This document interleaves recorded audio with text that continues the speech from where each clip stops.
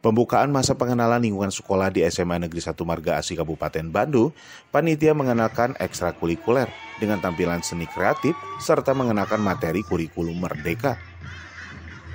Siswa-siswi baru juga harus mengenal sarana prasarana sekolah dan lingkungannya, dimulai dari kehumasan, serta program dan kegiatan di SMA Negeri 1 Marga Asih. Adapun pelaksanaan dimulai tanggal 17 Juli sampai 21 Juli tahun 2023.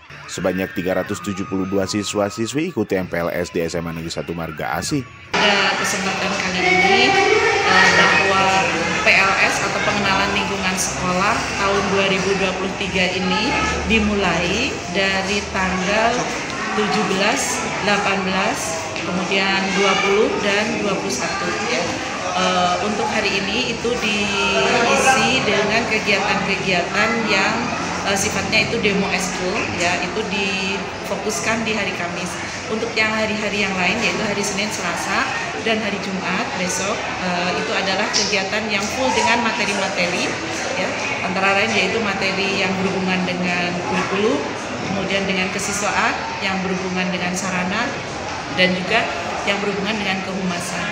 Nah, untuk hari ini siswa yang mengikuti kegiatan ini adalah 11 kelas, yaitu sejumlah 376.